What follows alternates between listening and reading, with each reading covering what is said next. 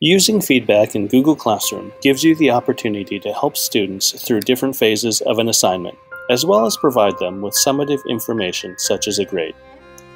View the assignments ready for grades and comments by selecting the assignments that are done. You can view the assignment by clicking on the file name. If you want to leave a comment, select the student name and click the Return button. Then a box will appear for you to type a personal comment for the student. After typing your comment, click Return.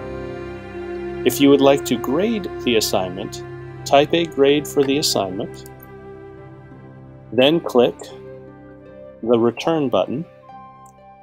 A box will appear giving you the opportunity to type a personal comment to accompany the grade for the student. After typing your comment, click Return.